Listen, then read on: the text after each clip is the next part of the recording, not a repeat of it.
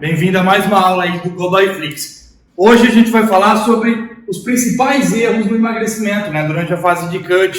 Cut, que é a fase onde a gente foca como principal objetivo a perda de gordura, né, a diminuição do percentual de gordura, preservando ao máximo a massa muscular. Então é a fase onde a gente lapida o físico, né? O cut, que também é a fase de emagrecimento, que não o peso corporal vai diminuir. Até porque para a gente secar, tirar o percentual de gordura, diminuir ele, a gente precisa estar em déficit calórico. Déficit calórico que nada mais é do que gastar mais calorias do que você ingere. E hoje a gente vai falar sobre os principais erros cometidos que muitas vezes passa despercebido na maioria das pessoas, tá bom? Primeira coisa que a gente tem que saber sobre isso: se o peso não está descendo, não está em déficit. Não tem essa que, o nutricionista falou que eu estou em déficit. A minha dieta é de déficit calórico. Se o teu peso corporal não está descendo, não está em déficit. Ele pode descer 100 gramas a cada 15 dias, mas ele tem que descer. Ou ele pode descer, por exemplo, uma média que eu gosto, 100 a 800, 100 gramas a 1 quilo a cada 7, 10 dias é uma média que eu gosto na fase de emagrecimento, tá? Pode ser de uma forma mais lenta? Pode, desde que a composição corporal venha mudando. É preciso perder peso para queimar gordura de uma forma eficiente? É sim. Por exemplo, se o indivíduo é um sedentário, um iniciante, ele pode entrar na academia, às vezes o peso dele nem muda tanto, porque ele está adicionando massa muscular e mudando a composição corporal. Mas conforme ele vai avançando, o físico vai se desenvolvendo, para otimizar ao máximo a queima de gordura, é preciso déficit calórico, o peso corporal precisa descer. Por mais que a pessoa está usando GH, trembolona, seja lá os hormônios que estão usando, o peso descendo mantém otimizado as vias de queima de gordura. Por quê? Vamos supor que você está gastando 3.000 calorias por dia. Só que aí você ingere...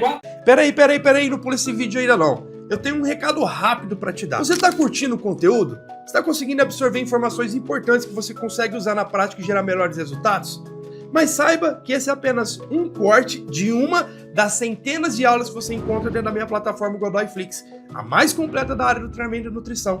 Lá você encontra todo o conhecimento necessário para gerar os melhores resultados.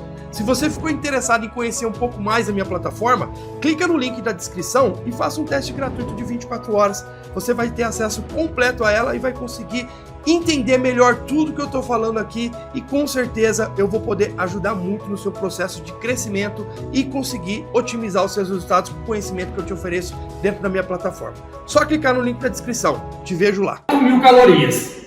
Isso aqui é termodinâmica simples, tá bom? Porque se você está gastando mais do que você, se você está gastando menos do que você consome, você está recarregando tudo que você tirou. Ah, mas eu queimei 3.000 calorias. Tá, mas você comeu 4.000. Então todas as 3.000 calorias gastas foram substituídas, recompostas, né, pelas 4.000 calorias, e ainda teve um adicional a mais de 1.000 calorias. Então você vai ganhar peso quando está em superávit, ou seja, quando você gasta menos do que consome, vai ganhar peso. Caso isso for ao contrário, você gasta 4.000 e consome 3.000, a gente tem um saldo negativo. Ou seja, está saindo mais do que entrando, então o peso vai reduzir. É simples, é a mesma coisa de você gastar mais dinheiro do que você ganha, entendeu? Você vai ficar em falta, porque você está gastando muito mais do que você ganha. Então, é a mesma conta, uma conta simples de subtração. Lógico, mas o corpo não é tão simples assim. Não, ele não é simples, mas isso é termodinâmica. Se você gera calorias, se você gera ATP, se você gera gasto, isso é substituído, é recomposto pela ingestão alimentar, pelo suporte nutricional. Se você não recompõe o suficiente, o corpo não tem de onde pegar. Ele vai fazer fotossíntese? Não, ele vai pegar o suporte nutricional que você dá a ele diariamente. Pode acontecer algumas coisas durante o emagrecimento, por exemplo, termogênese adaptativa. O que é termogênese adaptativa? É uma redução de cerca de 10 a 20% da taxa metabólica basal. Então isso pode acontecer no emagrecimento. Vamos supor que a tua taxa metabólica basal é de 2.000. Aí você faz um déficit calórico, o peso vem caindo. Se você está há muito tempo, mais de 10 semanas em déficit calórico, 8, 10, 12 semanas, pode acontecer a termogênese adaptativa e você perder 20% desses 2.000, ou seja, menos 400 calorias gastas na taxa metabólica basal, vai reduzir a tua taxa metabólica basal para 1.600 calorias. Aí você tem o adicional do exercício e aí você tem um gasto maior, tá? Então o teu basal reduz. Você fica com o metabolismo mais lento, como as pessoas falam? Fica, mas não é tão simples assim, não é tão grande quanto as pessoas imaginam, tá bom? E aí a gente cai em alguns erros quando o déficit calórico, no começo é muito fácil emagrecer, porque a pessoa começa uma dieta, ela se anima, perdi 1, 2, 3 quilos em uma semana. Depois vai ficando mais difícil, porque você vai perdendo peso, conforme você perde peso, a gente tem mecanismos de defesa aumentando a fome. Então você começa a aumentar a sua fome e a pessoa começa a cair nesses pequenos erros aqui que eu vou citar, tá bom? Então, princípio básico do emagrecimento: déficit calórico, gastar mais calorias do que consome, ponto. Vamos supor aqui um exemplo semanal para ficar mais bem compreendido. Vamos supor que você come 3.000 calorias 7 vezes na semana, vezes 7 aqui. Você vai ter 21.000 calorias aqui ingeridas aí nessa semana. Se você comeu 3.000 calorias aí todos os dias, né? 7, 14, 21, 28, eu errei a conta, hein? 7, 14, não, estou errando a conta ainda. 3, 6, 9, 12, 15, 18, 21. 21.000 calorias aí ingeridas na semana. Então você tem uma injeção de 21.000 calorias. Vamos supor que aí você gasta 3.500 por dia. Então você gasta 3.500 por dia, vezes 7, aí você faz a conta de quanto que deu aí no déficit calórico. Você gastou 500 calorias a mais do que consumiu por dia, isso vai dar um déficit de 3.500 calorias. Por quê? Porque o gasto calórico semanal total deu 24.500, tá? 3.500 vezes 7 dá 24.500. Aí você subtrai 24.500 que você gastou na semana por 21.000 que você ingeriu. Ou seja, você teve um déficit de 3.500 calorias na semana. Para perder 1 kg de gordura, você precisa gastar mais ou menos 7.500 calorias. Ou seja, se você gastou 3.500, então você pode considerar aí praticamente meio quilo de gordura gasta perdida nessa semana, tá bom? É lógico, você pode perder só meio quilo, você não vai perder só meio quilo, provavelmente você pode perder 1 quilo, 1,2 kg, só que uma média de meio quilo foi de gordura, porque a gente precisa de um déficit de 7.500 calorias para queimar 1 quilo de gordura. Se você teve um déficit semanal de 3.500, então você queimou praticamente meio quilo de gordura. Aí o restante de peso perdido provavelmente foi saída de água, depressão de glicogênio, diminuição do sódio, né, pela saída de água. E aí a redução do peso pode ser um pouquinho maior. Esse peso de água perdido é facilmente reposto se você comer demais. Então aí você tem um déficit de 3.500, por quê? Você ingeriu 21.000, gastou 24.500 na semana. Mas aí a pessoa vai cair em alguns erros aqui que eu vou começar a citar. Por exemplo, aqui está tudo bonito, né? Está no papel, está bonitinho, o peso está reduzindo. Na matemática está tudo exato. Só que aí a gente tem algumas coisas a ser consideradas.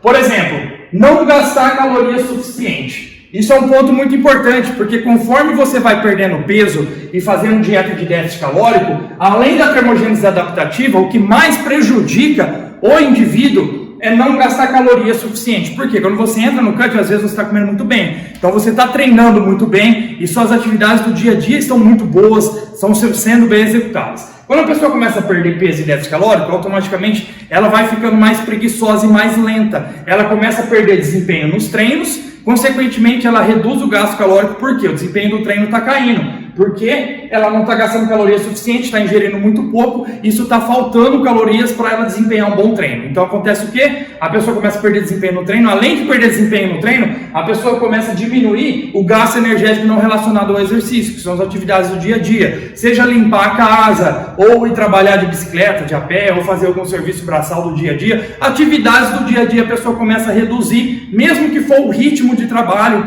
o ritmo de atividades do dia, ela começa a reduzir, consequentemente isso impacta em diminuição do gasto calórico. Então ela começa a reduzir o gasto calórico sem mesmo perceber. Aí o peso estagna, a pessoa fala, mas eu estou seguindo uma dieta, estou comendo tão pouquinho e não emagreço. Exatamente porque as atividades do dia a dia dela estão sendo executadas de uma forma mais lenta, ou deixando de executar elas, ou perdendo um treino aqui, perdendo um treino ali, fazendo um aeróbico de uma forma mais lenta, perdendo desempenho nos treinos, ou seja, o gasto calórico diminuiu e não foi suficiente para gerar o déficit. Então esse é um erro comum. Sempre que a dieta for apertada, certifique-se de manter o ritmo de treino, o ritmo de aeróbico e sempre preferir aumentar o gasto calórico quando apertar a dieta. O peso estagnou por 10, 12 dias, aumenta o gasto calórico, sobe o volume de treino. Vamos supor que está fazendo 20 séries por grupo muscular na semana. aumenta para 24 séries para o grupo muscular na semana, aumenta o volume de treino. Está fazendo 6 horas de aeróbico na semana, aumenta para 8 horas de aeróbico na semana, fracionados durante a semana, aumenta a intensidade desse aeróbico, sempre estipula uma média, por exemplo, em 1 hora de aeróbico eu percorro 6 km.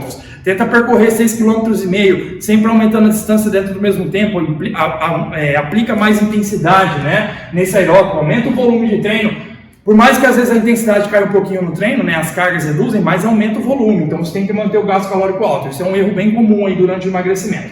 Outra coisa que a pessoa também erra bastante e não percebe, pequenos furos na dieta. Isso acontece muito de algumas maneiras. Por exemplo, a pessoa fala, bom, eu vou comer essa fruta aqui por quê? Porque é saudável. Ah, eu vou comer esse biscoitinho fit. Ah, eu vou comer isso aqui porque é saudável. Ah, eu vou tomar suco porque é saudável. Só que todos esses alimentos, por mais que eles são saudáveis, eles têm calorias. E se tem calorias, eles entram na ingestão calórica diária. Eles entram na sua ingestão calórica e eles possuem calorias, eles são metabolizados e absorvidos. Essas calorias não evaporam porque o alimento é saudável. Ah, é fruta. Tá, a fruta tem pouca caloria? Tem, por exemplo, 100 gramas de melancia, sei lá, 130 gramas de melancia não tem nem 50 calorias. É pouco. Só que se a pessoa está com muita fome, ela come muito e várias beliscadas no dia. Ah, e também tem um outro porém. Por exemplo, pessoas que beliscam durante as refeições. A pessoa ela segue a dieta, beleza, está cumprindo todas as refeições. Só que entre as refeições, a pessoa belisca um bolo ali, belisca uma bolacha aqui, belisca um negocinho ali e vai beliscando durante o dia. Só que na mente dela, ela está seguindo a dieta por quê? Porque ela está fazendo todas as refeições, só que ela não está contando essas beliscadas porque ela acha que é pouco. Vamos supor que você belisca entre as refeições 4 beliscadas ali de 50 calorias cada, já é 200 calorias a mais na dieta, já pode neutralizar o déficit calórico. Se o teu déficit é 500 calorias por dia, você vai reduzir já 200 calorias nessa beliscada. E aí, quanto maior essas beliscadas pelo aumento da fome, pior vai ser, vai neutralizar o déficit e o peso não vai descer. Então é simples, se o peso não está reduzindo, não está em déficit calórico, ponto final. Não tem como estar em déficit calórico se o peso não desce pelo menos 100 gramas a cada 15 dias, tá? Ah, mas a mudança da composição corporal está acontecendo, tá? Mas o peso não está descendo. Você pode estar adicionando massa muscular? Pode. Perdendo um pouquinho de gordura, ganhando um pouquinho de músculo? Pode. Só que para otimizar ao máximo a queima de gordura, você precisa estar em déficit calórico, o peso reduzindo, tá? Preservando ao máximo a massa muscular, treinando, obviamente, né? Ingestão de proteína suficiente também. Então não adianta querer secar e crescer ao mesmo tempo, a menos que seja um iniciante, que o indivíduo tenha pouca massa muscular. Aí dá para crescer, hipertrofiar e perder gordura sem mudar tanto o peso na balança. Mas quando já tem um desenvolvimento muscular, tem que focar no déficit calórico, reduzindo o peso corporal. Outra coisa, exagerar nas refeições livres. Uma coisa que eu sempre faço é estipular calorias na refeição livre. Bom, você tem 2.000 calorias livres, ou extras, ou substituindo uma refeição da dieta. Ou você tem duas de 2.000. Tem alunos que fazem 12.000 calorias livres. Depende muito de cada um. Tem alunos que às vezes ficam 15 dias sem refeição livre. Tem alunos que ficam mais. Depende muito como está sendo a ingestão calórica semanal. Por quê? Lembra o exemplo que eu falei? 3.000 calorias ingeridas durante 7 dias. Deu 21.000. Mas vamos supor que o cara faz uma refeição livre de 4.000 calorias a mais. Ou seja, esse 21.000 vira 25.000. Aí, ele vai neutralizar o déficit. Por quê? O gasto calórico da semana dele foi 24.500. E ele fez 21.000 na dieta e mais 4.000 livre, foi para 25.000. Ou seja, a semana dele terminou em positivo, porque ele gastou 24.500 e ingeriu 25.000. Então vocês podem ver que uma refeição livre pode prejudicar o déficit semanal muito facilmente, ainda mais alimentos livres, por exemplo, sushi, comida que tem muito gordura, aumentam muito a ingestão calórica, bacon, queijo, né? Que pizza, por exemplo, lanche que tem esses alimentos, acaba aumentando muito a ingestão calórica. Então, sempre cuidado na refeição livre, tá? Eu sempre opto por aumentar o gasto calórico, segundo, diminuir um pouquinho a refeição livre, e aí, na terceira opção, apertar um pouco mais a dieta, tá? E gerar mais saciedade com o aumento da ingestão de vegetais, frutas e proteína. Aí deixa a pessoa mais saciada e elimina essa chance de ficar furando a dieta também. Já nesses exagerar refeições livres, tem uma média estipulada. Vamos supor que essa semana você deu 2.000 calorias livres. É lógico que não precisa ser exato, é só para a pessoa ter uma ideia. Aí você vai lá, por exemplo, no aplicativo Fat Secret. Lá você digita o nome do alimento e aparece a média de calorias. Ou o próprio Google, hoje a gente tem um Google, tanta pessoa esquece disso. Só colocar lá, valor nutricional da pizza. Aí vai aparecer lá os sabores e aí você vê uma média. E assim você tem uma estipula. Não tem como você falar, faz uma refeição livre. Tem gente que come muito, tem gente que come muito pouco. Então, às vezes você quer fazer uma live para